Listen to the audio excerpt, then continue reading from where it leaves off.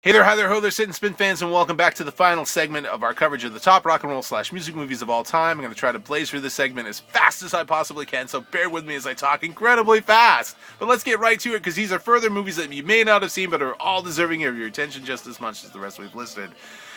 First up, we have Across the Universe, the modern musical featuring the music of the Beatles. This is a kind of polarizing film. Some people either liked it or they didn't. I'm in the group of people who really liked it, and even my wife loves this movie, so that should tell you something right there. Well done covers of Beatles songs, analogs to Jimi Hendrix and Janis Joplin, and the whole '60s scene worth seeing. Sticking with the Beatles theme, a little comedy called I Want to Hold Your Hand, which tells the story of a group of kids who are desperately trying to get in and see or meet the Beatles at their Ed Sullivan appearance. Really good film from the early 80s. And speaking of the Beatles, I'm surprised more people didn't mention either Hard Day's Night, Help, or Yellow Submarine, all great rock and roll flicks, and that's about all the time I'm going to spend talking about them because it's the Beatles. You need to see it. Next up is a little animated film from Canada called Rock and Roll, which features the music and the likenesses of members of Cheap Trick, Blondie, and Iggy Pop. And what more needs to be said than Iggy Pop? But speaking of Cheap Trick, they did the theme song for this next movie. It's called Roadie. It is the story of the world's greatest roadie, played by Meatloaf, and features concert footage and appearances from Alice Cooper as well as Roy Orbison as well. I'm going to jump all the way over to Germany, and a more recent film called Bandits tells the story of an escaped group of female prison convicts who were the prison band. In their escape from prison, they somehow become the new big sensation in their media coverage. And will they get caught and sent back to prison, or will they find future success? Watch the movie and find out. It's all in German except for the singing, which is in English, and the soundtrack, fantastic. Also, more modern movie, Laurel Canyon, stars Frances McDormand, who is also in the #1 pick from all you guys, Almost Famous.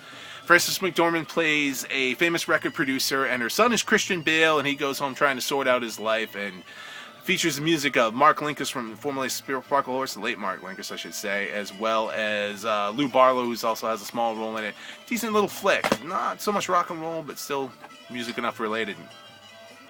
24-Hour Party People tells the story of the early English scene of the factory records and the factory music fame. And Steve Coogan plays Tony Wilson, who is the TV personality who kind of got all this started. Tells a little bit of the early story of Joy Division, New Order, Happy Mondays, and all that whole scene. Really cool flick. If you've never seen it, check it out, because Steve Coogan is awesome in everything he's in.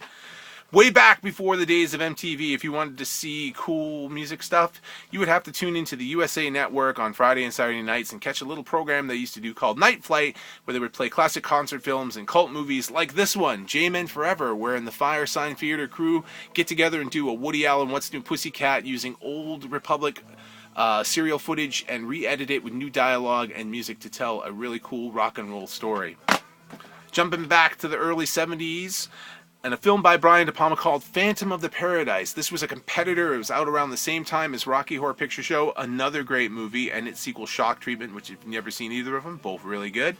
But this uses the stories of both Faust and Phantom of the Opera, kind of combines them together into a story, and it's still a musical as well. Paul Williams is in this movie as well, which is a really cool flick. If you've never seen it, kind of a trip, but really good. Jumping back to 1968 in a little teen film called Wild in the Streets. This tells the story of the rock band Max Frost and the Troopers, where Max Frost becomes the youngest president ever. What would happen if a very young president, who's also a rock star, became president? Think about that, especially in 68. Really trippy ending to this that makes you go, that'd be interesting, but definitely a cool flick, worth seeing it.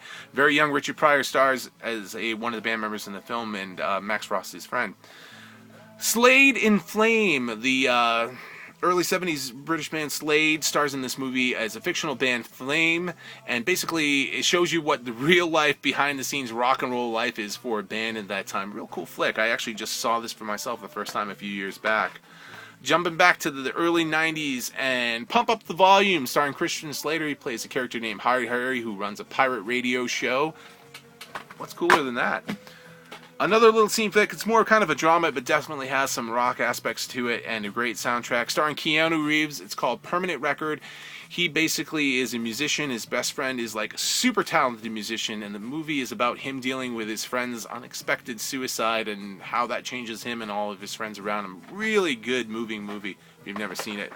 And the last one I'm going to talk to you, not rock and roll, and surprising for a lot of people that I would like this movie, but I caught it one day and just got sucked in, and it's one of those movies, if it's on, I'll watch it and get sucked right in again. Kind of an analog to Princess Purple Rain for a country music star. George Strait's Pure Country. Great flick. X's John Doe plays his best friend in this movie. A lot of really other cool people in this.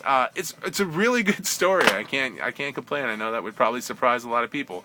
There's tons of other awesome movies, but man, I just don't have time to cover them all. Maybe somewhere down the road. And as I said before, we will do future episodes on the top rock and roll concert films and the top rock and roll music documentaries. Thanks for sticking around for all three of these segments, and we'll see you again next time on Sit and Spin.